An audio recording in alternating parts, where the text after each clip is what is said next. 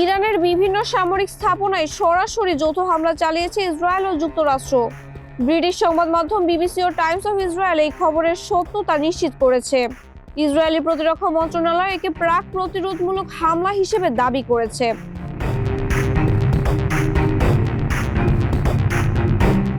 হামলার পরপরই ইসরায়েলের প্রতিরক্ষা মন্ত্রী ইসরায়েল কাটজ দেশ জুড়ে বিশেষ জরুরি অবস্থা ঘোষণা করেছেন। সম্ভাব্য ইরানি পাল্টা আঘাত ঠেকাতে এই পদক্ষেপ নেওয়া হয়েছে বলে জানানো হয়। মার্কিন এক কর্মকর্তা জানিয়েছেন, এই অভিযানে যুক্তরাষ্ট্রের সামরিক বাহিনী সরাসরি ইসরায়েলের সঙ্গে অংশ নিয়েছে।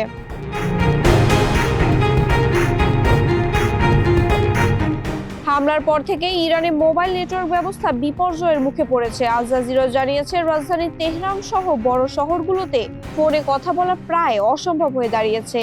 যে কোনো সময় দেশ জুড়ে ইন্টারনেট সেবা সম্পূর্ণ বন্ধ হয়ে যাওয়ার আশঙ্কা করা হচ্ছে। মাহবুবা ইসলাম, মানবকণ্ঠ।